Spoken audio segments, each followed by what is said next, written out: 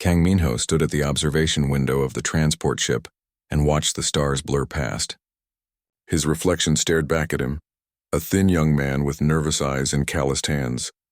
He was 19 years old and very far from home. The Galactic Concordance Military Academy hung in space ahead, a massive ring of metal and light orbiting the planet Valathar Prime. Minho had dreamed of this place for 3 years, ever since Earth joined the Concordance. Now that he was almost there, he felt only fear. "Stop looking so scared," said a voice behind him. Hana walked up to stand beside him. She had been his friend since childhood back in Busan. Unlike Minho, she looked excited. "We made it, Minho. We're actually here." "I know," Minho said quietly. "That's what worries me." Hana punched his shoulder lightly. "You passed all the tests. You earned your place, barely," Minho said. "My combat scores were terrible. My physical tests were worse. I only got in because of my engineering scores." "Engineering is important too," Hana said, but even she didn't sound convinced. The truth was simple and hard. Humans were weak compared to the other species in the Concordance. The Saurians were stronger and faster. The Karvathi were natural warriors with 4 arms and incredible reflexes. Even the small Vrixian species could see in the dark and survive without air for hours. Humans, they were just human. The transport docked with the academy. Minho grabbed his bag and followed the other cadets through the airlock. The moment he stepped inside, he knew he didn't belong. The corridors were huge, built for species much larger than humans. Other cadets walked past. Tall saurians with scales and sharp teeth. Massive Karvathi with 4 powerful arms. Others he didn't recognize. They barely looked at the human cadets. When they did, their expressions showed something worse than hate. They showed pity. The first day was orientation. Minho sat in a classroom that felt like a stadium. The instructor was a saurian named Velmoth. His scales were dark green and his eyes were cold. "Welcome to the academy," Velmoth said. His voice was deep and harsh. "Most of you will fail. Some of you should not be here at all." His eyes moved to the human cadets. "But politics demands we try to make soldiers from everyone." Minho felt his face burn with shame. Beside him, Hana's jaw tightened with anger. The classes were hard. Minho struggled with combat training. The other species were too strong, too fast. In zero-gravity movement, he was clumsy while others flew through space like birds. In weapons training, he could barely lift the standard pulse rifle that saurians carried with one hand. But the worst was the looks. The other cadets didn't mock him. That would have been easier. They just dismissed him. When he spoke in tactical discussions, they waited politely for him to finish, then ignored his ideas. When he asked questions, they answered slowly, as if speaking to a child. 3 weeks passed. Minho considered quitting every single day. The only thing that stopped him was shame. Going home would mean admitting Earth wasn't ready. That humans weren't ready. Then came the rescue simulation. It was supposed to be a team exercise. Minho's team had 5 members, 2 Saurians, 1 Karvathi, 1 Vrixian, and him. They had to rescue hostages from a damaged ship in zero gravity before it exploded. The team leader was a Saurian named Thulvar. He was top of their class and made sure everyone knew it. He created a plan that followed all the protocols perfectly. Each person had a specific role. Minho's role was to stay back and monitor communications. "Simple enough even for you," Thulvar said. It wasn't meant as an insult. That made it worse. They entered the simulation. The damaged ship spun slowly in space. Thulvar's plan started well. The team moved through the ship, following the protocol exactly. They found the first hostage quickly. Then everything went wrong. An explosion rocked the simulation, part of the scenario they hadn't prepared for. The ship's spin changed. New debris appeared. Thulvar's perfect plan didn't account for this.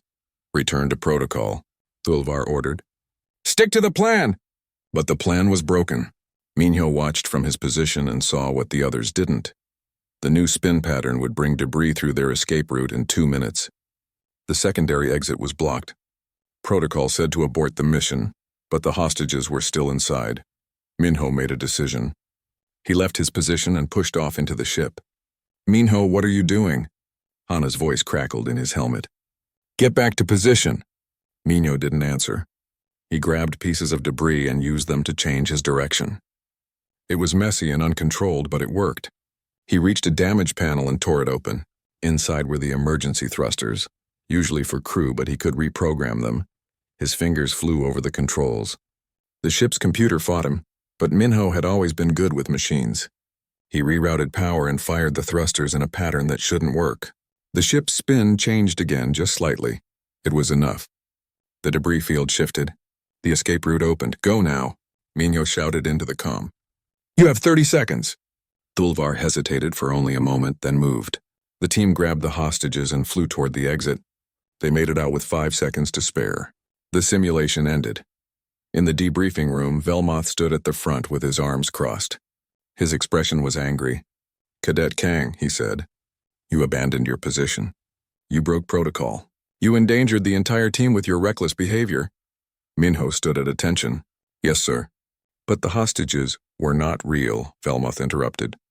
"In a real situation, your actions could have killed everyone.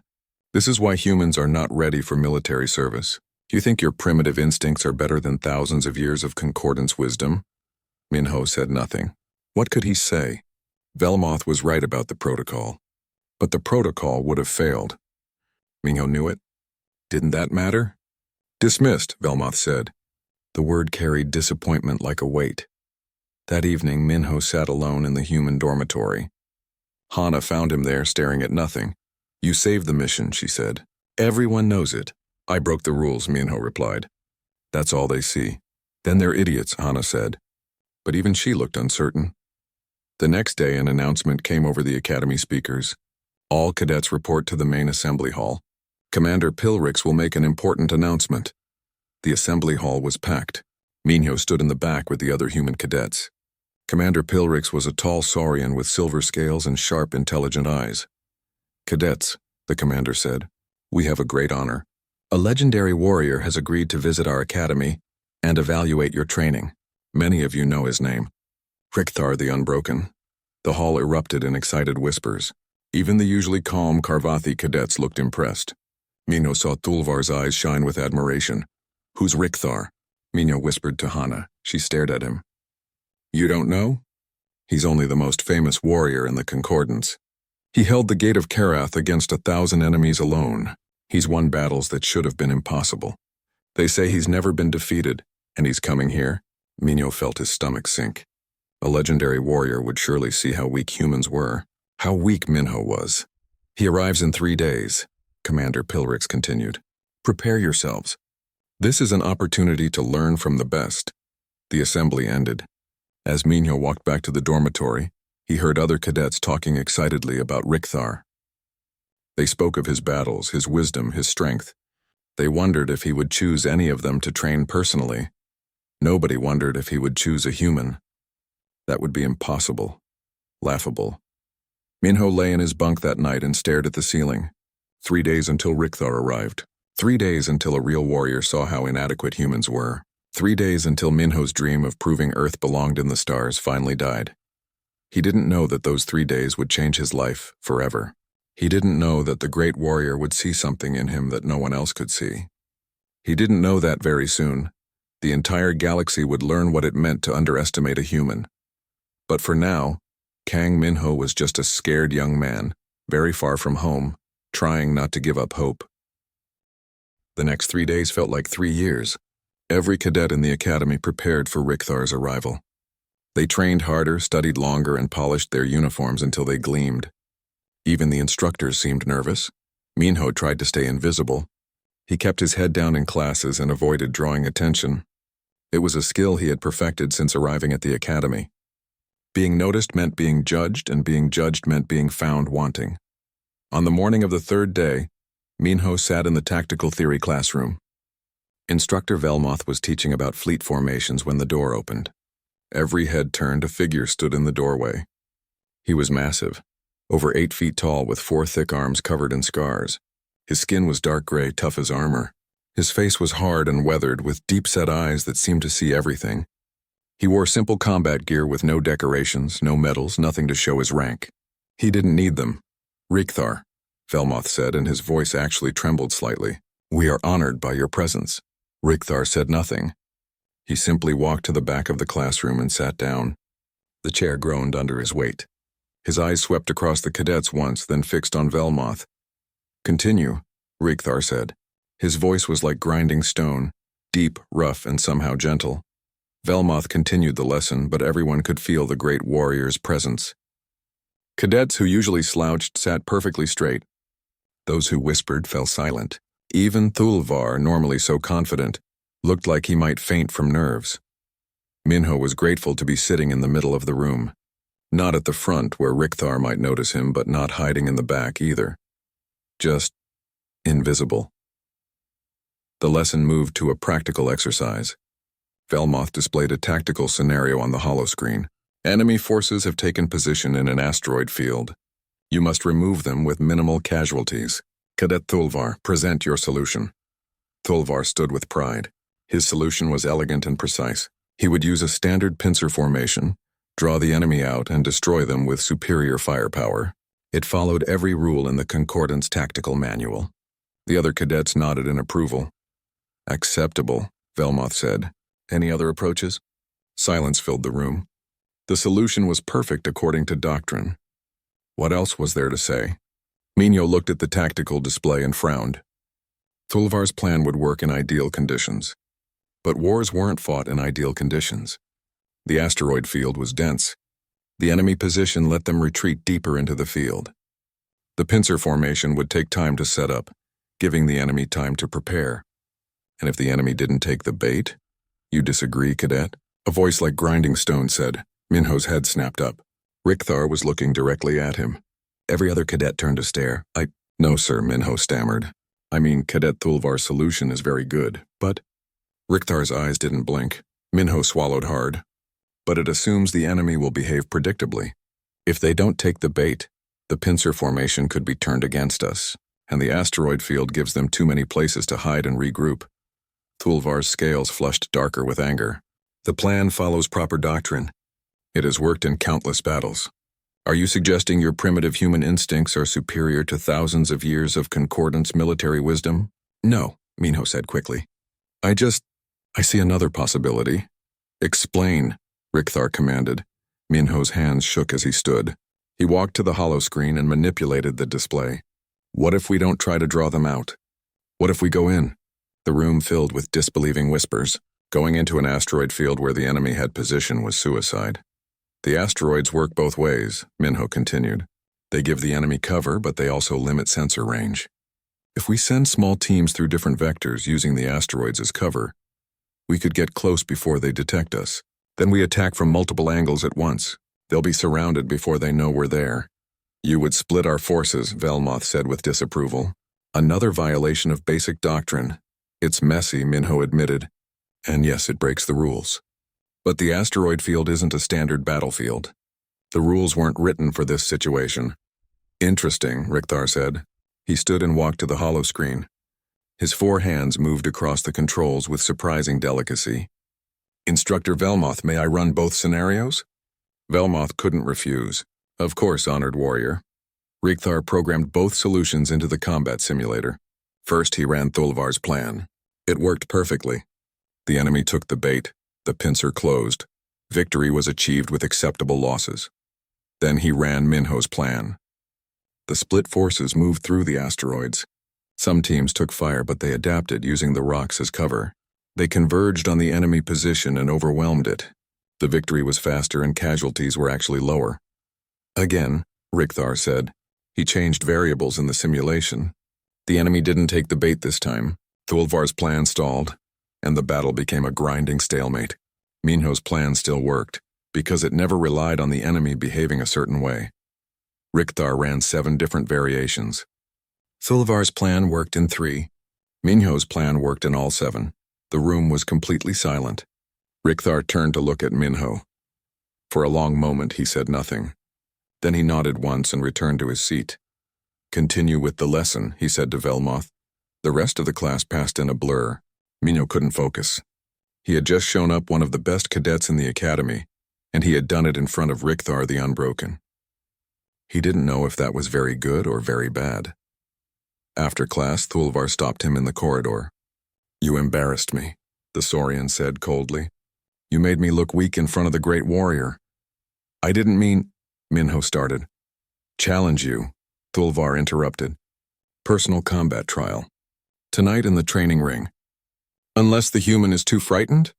Minho's blood ran cold. Personal combat trials were legal in the academy, but they were brutal. And he knew he couldn't win. Thulvar was bigger, stronger, and trained in Saurian combat arts, but refusing would brand him a coward. It would shame not just him but all humans at the academy. I accept, Minho said quietly. Word spread quickly. By evening, half the academy had gathered around the training ring. Minho stood on one side in his training gear. Thulvar stood on the other, scales gleaming under the lights. Instructor Velmoth served as referee. Rules are simple. Fight until one yields or cannot continue. Begin. Thulvar moved like lightning. His fist caught Minho in the chest and sent him flying backward. Minho hit the ground hard, the air knocked from his lungs. He struggled to stand. Thulvar didn't wait. He kicked Minho in the ribs. Something cracked. Pain exploded through Minho's body. The crowd winced, but nobody stopped the fight. Minho tried to fight back. He threw a punch that Thulvar barely noticed. The Saurian grabbed Minho's arm and threw him across the ring. Minho's vision blurred. Blood dripped from his nose. Yield, Thulvar said. You have proven my point. Humans are weak. Minho spat blood and stood up again. His legs shook. His ribs screamed in pain. But he raised his fists. No, he said. Thulvar hit him again, and again. Minho went down and forced himself to rise. He couldn't win. He knew he couldn't win, but he could refuse to quit. He was on his knees, barely conscious, when a shadow fell across the ring. The crowd went silent. Rickthar stepped into the ring. Enough, the great warrior said. You have won, Cadet Thulvar. Leave. Thulvar bowed deeply and left the ring. The crowd began to disperse. Minho tried to stand, but his legs wouldn't obey. Rickthar knelt beside him. Up close, the warrior was even more impressive. Scars covered every inch of visible skin, each one a story of survival. Can you stand? Rickthar asked. I think so. Minho managed. Rickthar helped him to his feet. Two of his forearms supported Minho's weight easily. But instead of helping him leave, Rickthar did something unexpected. He stayed in the center of the ring.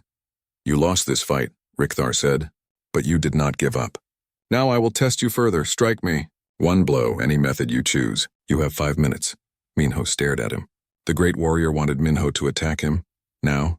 Sir, I can barely stand. Then you will learn to fight from your knees, Rickthar said. Begin. The crowd, which had been leaving, stopped and turned back. Whispers filled the air. Rickthar the Unbroken was challenging the human. Why? Minho tried a punch. Rickthar caught it easily with one hand. Minho tried a kick. Rickthar stepped aside without effort. Every attack Minho tried, the warrior countered perfectly. 3 minutes passed. Minho was exhausted, in pain, and completely outmatched. He stood there, breathing hard, trying to think. He couldn't beat Rickthar with strength. He couldn't beat him with speed, so how? Then Minho remembered something. He thought about the asteroid field scenario, about using the environment, about doing what the enemy didn't expect. He looked around the ring. The floor had panels for grip. The walls had emergency bars. The lights overhead cast shadows. Minho feinted left, then dropped and rolled right. He grabbed a floor panel and pulled it loose. They were designed to come free for repairs. He threw it at Rickthar, not as an attack, but as a distraction. While the warrior's eyes tracked the panel, Minho jumped and grabbed an emergency bar. He swung his body and kicked off the wall, changing his angle completely. His foot grazed Rickthar's shoulder. It wasn't a hit, not really. The next morning, Minho woke up in the medical bay. His ribs were wrapped in healing gel and his face was swollen, but he was alive. Hana sat beside his bed, looking worried. You're insane, she said when his eyes opened. Fighting Thulvar was bad enough. But then you attacked Rickthar? He asked me to, Minho said. His voice was rough. Did I do something wrong? Hana shook her head slowly. I don't know. After you made him react, he just left. Nobody knows what he's thinking, but they found out soon enough. That afternoon, Commander Pilrix came to the medical bay personally. He looked uncomfortable. Cadet Kang Minho, the commander said formally. Warrior Rickthar has made an unusual request. He wishes to take you as his personal student for a special training cycle, along with 2 other humans, Cadet Ju Hana and Cadet Park Taeyang. Minho's roommate Taeyang, who had followed Hana to the medical bay, made a choking sound. Me? Why me? I did not ask his reasons, Commander Pilrix said stiffly. And frankly, I do not understand them. But one does not refuse Rickthar the Unbroken. He looked at Minho. Can you travel? Yes, sir. Minho said, though his ribs disagreed strongly. Then you leave in 2 hours. Pack light. The training will take place on Valathar's moon. It is not a comfortable place. After the commander left, the 3 humans looked at each other in shock. This is incredible, Hana said. Do you know how many cadets would kill for this opportunity? That's what worries me, Taeyang muttered. He was a pilot trainee, tall and gangly with nervous energy. What if we mess up? What if we embarrass him? What if— We'll be fine, Minho interrupted, trying to sound confident. He wasn't sure he believed it. 2 hours later, they boarded a small ship with Rikthar. The warrior said nothing during the journey. He sat in meditation, his forearms resting calmly, his breathing slow and steady. The humans tried to do the same, but mostly they just fidgeted nervously. Valathar's moon was a hostile rock of red stone and thin atmosphere. The training facility was a simple building that looked like it might fall apart in a strong wind. Inside there were 4 small rooms, a training area, and nothing else. No comfort, no luxury. This will be your home for 1 month, Rikthar said. It was the first thing he had spoken since they boarded the ship. You will train with me each day. The training will be hard. You may quit at any time. But if you quit, you cannot return. We won't quit, Hana said firmly. Rikthar looked at her with those deep, knowing eyes. Many have said that. Few have meant it. We will see. The training began the next morning before the sun rose. Rikthar woke them and led them outside. The moon's gravity was lighter than Earth's, which should have made things easier. It didn't. Run, Rikthar said, pointing to a distant mountain. To the top, then back. That's 20 miles, Taeyang said weakly. Yes, Rikthar said. I will meet you at the top. He took off running and disappeared from view in seconds. The 3 humans looked at each other, then started running. It took them 4 hours to reach the mountaintop. They arrived gasping and exhausted. Rikthar sat on a rock, not even breathing hard. He had been waiting for hours. Good, he said. Now we climb down. The physical training was brutal, but it was the mental training that truly tested them. Rikthar would ask them impossible questions. He would create scenarios with no good answers and demand they choose. He would meditate for hours and expect them to do the same, sitting still while their muscles screamed. On the 5th day, while they sat around a fire after training, Rikthar finally began to talk. Not about combat or tactics, but about philosophy. What makes a warrior? He asked them. Strength, Hana said immediately. Skill, Taeyang added. Courage, Minho suggested. Rikthar shook his head. These things help, but they are not the answer. I will tell you a story.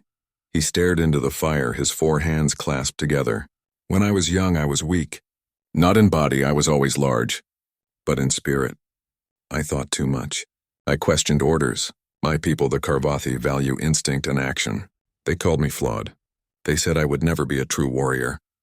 The humans listened in amazement. The great Rikthar, weak, flawed, it seemed impossible. I tried to be what they wanted, Rikthar continued. I fought without thinking. I followed every tradition. I buried my questions deep inside, and I became good at war. Very good, I won battles. I earned respect. He paused and his voice became softer. But I was not happy. I was not whole. Then came the Battle of Karath. You have heard of it, yes? They say I held the gate alone against 1,000 enemies. You're a legend, Taeyang said with awe. I am a survivor, Rikthar corrected. At Karath, I had a choice. I could follow the battle plan and retreat with my unit. It was the correct tactical decision. Or I could stay and hold the gate, giving civilians time to escape. The battle plan said retreat. My heart said stay. You chose your heart, Minho said quietly. I chose both, Rikthar said. I stayed at the gate. But I did not fight mindlessly. I thought. I adapted. I used every trick and strategy I could imagine. I survived not because I was the strongest, but because I was willing to be what the situation needed. He looked at each of them in turn. That is what makes a warrior. Not strength or skill or courage, but the willingness to fall, and the wisdom to know what to fall for. A warrior is not strong because they cannot be broken. A warrior is strong because they choose how they break and how they rebuild. The words settled over them like a blanket. Minho felt something shift inside him. He had spent so long trying to be what others expected. Strong, fast, perfect. But maybe that wasn't the answer. As the days passed, Rickthar began to ask them about Earth. He wanted to know about human history, human culture, human wars. At first, the humans were hesitant. Earth's history was not glorious. It was full of mistakes and violence and near destruction. But Rickthar listened to everything with deep attention. When Minho spoke of the world wars, Rickthar nodded thoughtfully. When Hana mentioned the environmental collapse and how humanity barely survived, Rickthar's eyes showed something like respect. "Your species has fought its greatest enemy," Rickthar said one evening. "Itself, and you survived. Do you understand how rare that is? Other species haven't had civil wars?" Taeyang asked, surprised. "Oh, they have," Rickthar said. "But most did not survive them, or they survived by splitting apart, becoming different species. Humans fought themselves to the edge of extinction and pulled back. You learned to work together despite your differences. The galaxy has not managed this. We have peace only because we keep our species separate, each in their own space. We have not truly unified." "Then why do you call it the Concordance?" Minho asked. "Because it sounds better than the treaty that keeps us from killing each other," Rickthar said with dark humor. "We cooperate, yes, but we do not truly blend. Each species stays with their own kind. Mixed units are rare and often fail. We are united by law, not by understanding." "Is that why you're training us?" Hana asked. "Because you think humans can change that?" "I do not know what humans can do," Rickthar admitted. "But I want to find out." On the 20th day, disaster struck during a training exercise. They were practicing in a rocky canyon when a support structure collapsed. Rickthar was standing beneath it. He could have escaped easily, but he stayed still, testing them. Minho didn't think. He grabbed cables from their equipment and tied them together. He secured one end to a stable rock and threw the other end to Hana. Together they created a makeshift pulley system. Taeyang used a metal rod as a lever. In 30 seconds they had built a device that lifted the structure just enough for Rickthar to step out. The warrior looked at their improvised machine with interest. "You built this from scraps." "It's not pretty," Minho said. "But it works." "It works," Rickthar agreed. "And that is what matters." That night, Rickthar asked them to join him outside. The stars hung overhead like diamonds. The warrior was quiet for a long time, just watching the sky. Finally, he spoke. "Among my people, we have no word for friend. We have only brother of choice. It is our highest bond. We choose someone not of our blood and make them family." He drew a knife from his belt. The blade gleamed in the starlight. "I have never performed this ritual with someone outside my species. I was not sure it was possible. But I believe bonds are not limited by biology. They are limited only by will." Rickthar cut his palm. Dark blood welled up. "I offer this bond to you, Kang Minho. Will you be my brother of choice?" Minho's heart pounded. This was more than training. This was more than respect. This was family. He looked at Hana and Taeyang. They nodded encouragingly. Minho took the knife. His hand shook as he cut his palm. The pain was sharp and bright. He pressed his bleeding hand against Rickthar's. "I accept," Minho said. "Brother." Rickthar's face, usually so stern, softened into something close to a smile. "Brother," he repeated. They stood there under alien stars, human and Karvathi, bound by choice and blood. Minho felt something he hadn't felt since leaving Earth. He felt like he belonged. He didn't know it yet, but the galaxy was watching. Word was spreading about the great warrior who had chosen a human as brother. Some called it madness, some called it weakness. But they would all learn the truth soon enough. They would learn that underestimating humans was a mistake. And they would learn that brotherhood was stronger than any force in the galaxy. The training month ended. The academy was different when they returned. Word had spread about Rickthar's blood ritual with Minho. Some cadets looked at the humans with new curiosity. Others looked at them with suspicion. But nobody looked at them with pity anymore. Minho tried to return to normal classes, but normal felt impossible now. He had trained with a legend. He had been named brother by Rickthar the Unbroken. How was he supposed to sit through basic tactics lectures after that? The answer came 2 weeks later. The academy's alarms woke everyone in the middle of the night cycle. Minho rushed to the assembly hall with hundreds of other confused cadets. Commander Pilrick stood at the front, his scales pale with stress. "Attention," the commander said. "We have received reports from the outer colonies. They are under attack." A holo display lit up, showing a map of concordant space. Red dots marked attacked colonies. There were dozens of them. The enemy is unknown, Pilrix continued. They appeared without warning. They use no recognizable technology. They take no prisoners. Every colony they have attacked has been completely destroyed. Shocked whispers filled the hall. The Concordance had been at peace for generations. War was something studied in history classes, not something that happened. The Concordance fleet is mobilizing, Pilrix said, but we do not understand what we are fighting. The enemy adapts to every tactic we use. What works in one battle fails in the next. It is as if they are learning from us. An emergency council was called. The senior instructors and visiting warriors gathered to discuss the situation. Cadets were not normally allowed, but Rikhtar insisted that Minho attend. When questioned, the great warrior simply said, "He is my brother." "Where I go, he goes." The council chamber was tense. Fleet Admiral Korath, a massive saurian with silver scales, stood at the head of the table. His voice was harsh with anger. "This is a disaster," Korath said. "We are the greatest military force in the galaxy, and we are being defeated by an unknown enemy. Our tactics fail. Our weapons barely slow them. We need solutions, not mysteries." "What do we know about the enemy?" asked Instructor Velmoth. "Very little," admitted a Vrixian intelligence officer. "They appear to be biomechanical, part organic, part machine. They operate as a collective, sharing information instantly. What one learns, they all learn." Rikhtar leaned forward. "Show me the battle reports." Data streamed across the holodisplay. Minho watched carefully. Each battle showed the same pattern. The Concordance forces would attack. The enemy would struggle at first, then suddenly adapt. By the end of each battle, the enemy fought as if they had always known the Concordance tactics. "They are learning," Minho said quietly. Everyone turned to look at him. He felt his face flush, but continued. "Each battle is a lesson for them. They study how we fight, then share that knowledge.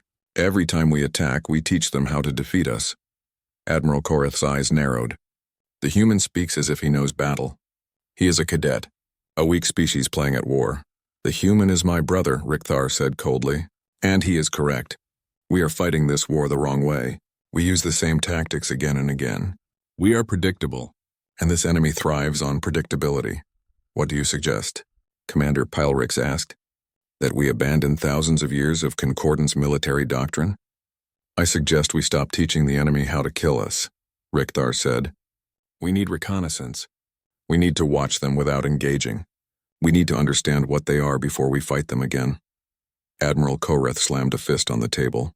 "We cannot sit back while colonies burn. We must act. Rushing forward blindly is not action," Rikhtar said. "It is suicide." The argument continued for hours. Finally, a compromise was reached. A small reconnaissance mission would be sent to an attacked colony. They would observe only, not engage. And since it was Rikhtar's idea, he would lead it.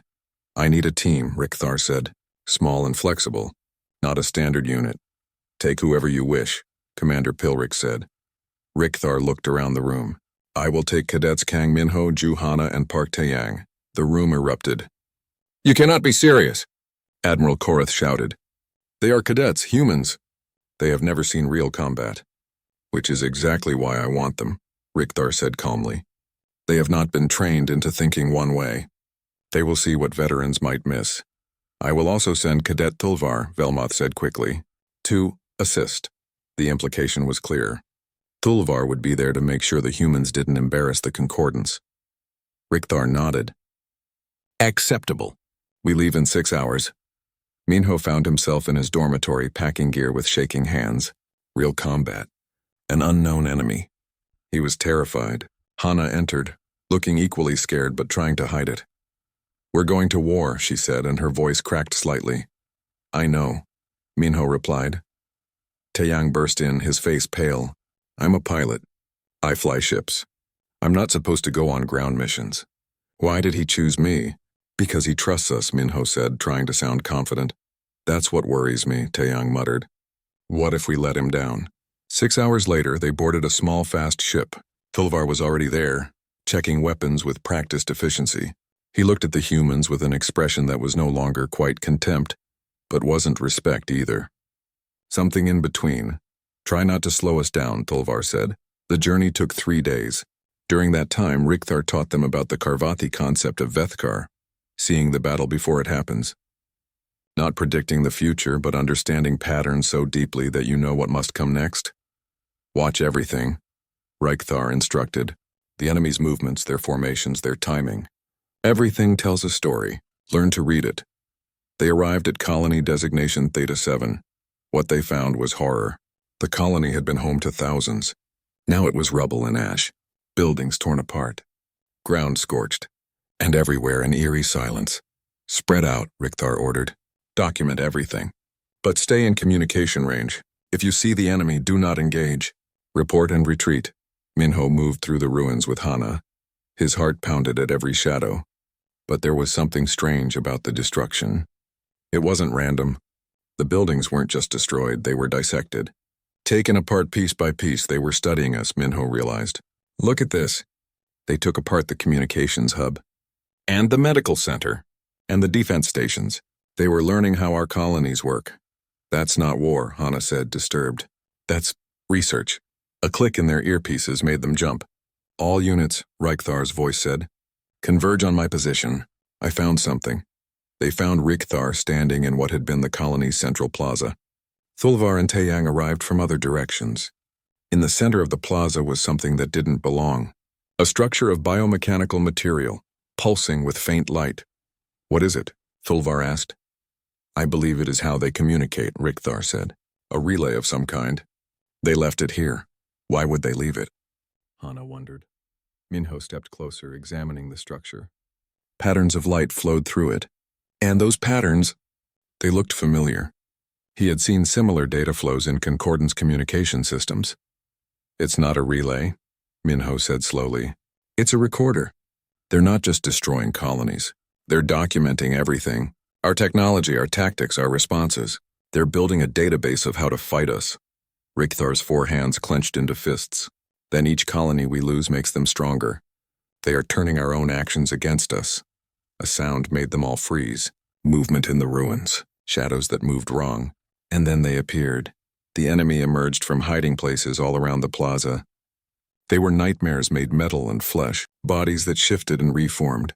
Limbs that could be weapons or tools, eyes that glowed with cold intelligence. There were dozens of them and they had been waiting. It was a trap, Thulvar said, his voice tight with fear. They knew we would come. Back to the ship, Reichthar ordered. Now they ran. The enemy followed, moving with terrible speed. Minho's mind raced as fast as his legs. The enemy had known they would come. Had known they would investigate. This whole thing was designed to catch curious scouts. Split up, Minho shouted. They're herding us toward something. What? Reichthar called back. Look at their formation. They're not trying to catch us, they're pushing us in a specific direction. Reichthar saw it instantly. He's right. Break left now. They changed direction. The enemy adapted immediately, but it cost them momentum. The team made it to their ship with seconds to spare. Taeyang slammed the controls and they lifted off, but they weren't safe yet. Enemy fire hit their ship. Alarm screamed. Systems failed. Hull breach, Taeyang shouted. I can't stabilize. The ship spun out of control. They were going to crash. Minho looked around desperately. The cargo hold. Emergency supplies. Pieces he could use, his hands flew. He tore apart equipment and rewired systems. It was messy and ugly and violated every safety protocol, but he created a makeshift thruster that let Taeyang regain partial control. They crashed on the colony's outskirts, but they crashed slow enough to survive. The ship was destroyed. They were stranded, and the enemy was coming. Can you walk? Reichthar asked Thulvar, who had been injured in the crash. I can fight, Thulvar said through gritted teeth. Reichthar pulled out his weapons. We hold position here until rescue arrives. Rescue might not arrive in time, Hana said quietly. The enemy approached in waves. Hundreds of biomechanical nightmares that moved with terrible coordination. Minho crouched behind the crashed ship with the others and tried to control his breathing. This was it. This was where he would die. They will test us first, Reichthar said calmly. They always learn before they kill. Use that. Make every second count. The first wave attacked. Reichthar moved like living death, his forearms wielding weapons with perfect precision. Each shot found a target. Each movement was efficient. But even he couldn't hold against hundreds. Hana fought with fierce determination. Taeyang protected Thulvar, who fired from a sitting position despite his injuries. And Minho did what he always did. He improvised. The crashed ship still had power in some systems. Minho crawled underneath it while the others covered him. He rerouted the remaining energy to the ship's communication array and created a feedback loop. When the enemy got close, he activated it. The high-frequency pulse didn't hurt them much, but it disrupted their coordination. For a few seconds, they moved independently instead of as one mind. It was enough. Rickthar used those seconds to drive them back. Good, the warrior called. Again when they regroup, but Minho knew it wouldn't work a second time. The enemy was already adapting. He could see them changing their approach, spreading out more, becoming resistant to the frequency. They're learning too fast, Minho said. We need rescue now. Already called, Taeyang said. But they're 20 minutes out. We won't last that long. Thulvar laughed bitterly. So this is how it ends. Killed alongside humans. My ancestors would be ashamed. Would they? Hana snapped, still firing. Or would they be proud you fought beside brothers? Thulvar paused. Then quietly, perhaps both. The enemy pulled back, regrouping. Minho watched them carefully. There was a pattern to how they moved, how they shared information. He could see it now, the way Rickthar had taught him. Vethkar, seeing the battle before it happened. They're preparing a final push, Minho said. All at once. They've learned enough. Now they'll finish us. Then we make our stand, Rickthar said. He looked at each of them. It has been an honor. But Minho's mind was racing. The enemy learned from every encounter. They adapted to every tactic. But that was also their weakness. They expected patterns. They expected predictability. What if we don't fight? Minho asked suddenly. Everyone stared at him. Explain, Rickthar said. They've been studying us, Minho said, words tumbling out, learning how concordance forces fight. But what if we do something completely different? Something they haven't seen, something that isn't in their database. Like what? Hana asked. Minho looked at the crashed ship. At the debris around them. At the colony ruins, we turn it all into one big trap. Not a military trap. An engineering trap. We make them think we're fighting, but actually we're hurting them. And when they're all in position, he explained quickly, it was insane. It violated every rule of combat. It required perfect timing and incredible luck. It won't work, Thulvar said, but he didn't sound certain. It might work, Rickthar said slowly, if we trust each other completely. If we move as one, can we do that? Taeyang asked nervously. We've never worked together in real combat before. Rickthar placed one hand on Minho's shoulder and another on Thulvar's. We are not individuals. We are brothers. Blood and choice. We move as one because we are one. Now to your positions, they scattered. Minho ran to the old power station. Hana and Taeyang positioned themselves in the ruins. Thulvar, despite his injuries, climbed to high ground. And Rickthar stood alone in the center, visible and exposed. The enemy came. All of them at once, a wave of biomechanical death. Rickthar fought beautifully, drawing them forward. They surrounded him, learning his patterns, adapting to his style. Now, Minho shouted. He activated every power cell he had rigged. The ground beneath the enemy lit up with energy. Not enough to kill them, but enough to overload their communication with each other. Suddenly, hundreds of minds were shouting into the same channel at once. In that moment of confusion, Hana detonated charges Minho had placed in the ruins. The buildings collapsed in a carefully calculated pattern, not on the enemy but around them, creating a maze, trapping them in sections. Taeyang fired not at the enemy, but at the supports Minho had marked. More structures fell. The enemy was divided into small groups, unable to coordinate with the others, and Rickthar moved through them like a storm, no longer fighting an army but fighting groups of individuals. Each group had learned different things, adapted to different tactics. They couldn't help each other. They couldn't share information. It was brilliant. It was chaos. It was nothing like how the Concordants fought wars, and it worked. When the rescue ships arrived 15 minutes later, they found something impossible. 5 survivors standing amid hundreds of destroyed enemy units. Rickthar the Unbroken, covered in wounds but still standing. 4 cadets, 3 human and 1 Saurian, alive against all odds. The fleet commander who arrived was Admiral Koreth himself. He stepped from his ship and stared at the battlefield in disbelief. Explain, Koreth demanded. Explain how 5 cadets and 1 warrior defeated an enemy force that destroyed an entire battalion. They learned from us, Minho said tiredly. So we stopped being what they had learned. We stopped fighting like the Concordance and started fighting like us. Koreth turned to Rikthar. Is this true?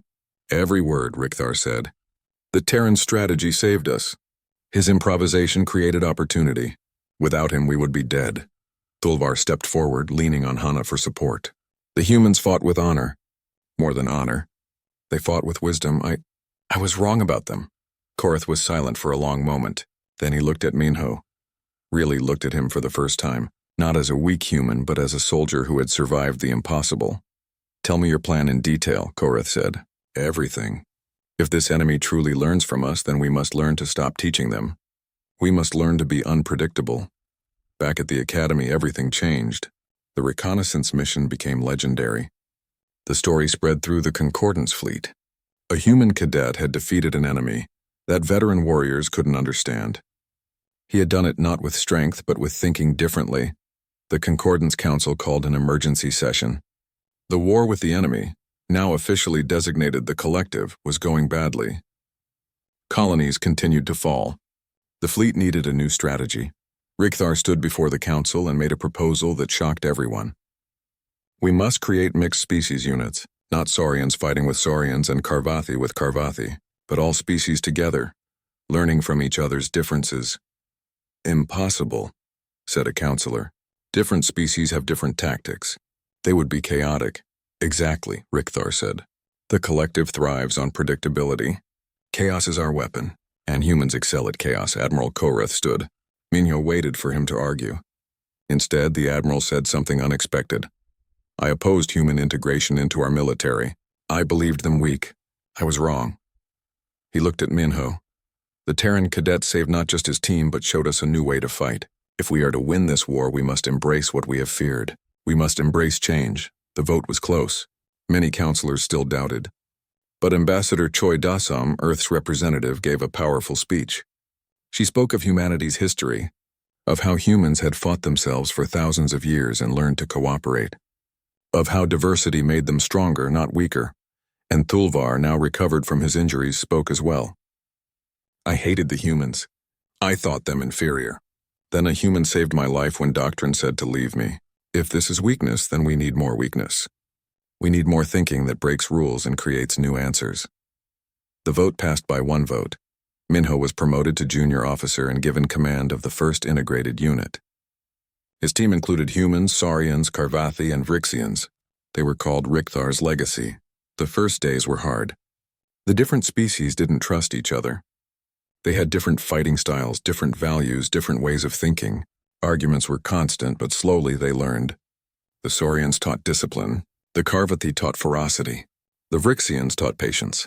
And the humans taught adaptability. Each species brought something unique. Together, they became something no one had seen before. The first mission against the Collective was a test. Standard Concordance tactics had failed at this location 3 times. Rikthar's Legacy approached it differently. They used Saurian discipline to create structure, Karvathi aggression to press advantages, Vrixian stealth to gather information, and human improvisation to adapt when things went wrong. The Collective tried to learn their patterns. But there were too many patterns, too many ways of thinking blending together. The enemy couldn't adapt fast enough. The mission succeeded. For the first time, the Concordance struck a real blow against the Collective. News spread. Other integrated units formed. Slowly, painfully, the different species learned to fight as one. The war was far from over, but the tide began to turn. One evening, Minho stood on the Academy's observation deck. He wore his officer's uniform now, with decorations he still felt he didn't deserve. Rikthar found him there, looking at the stars. Thinking of home? The great warrior asked. Always, Minho admitted, but this feels like home too now.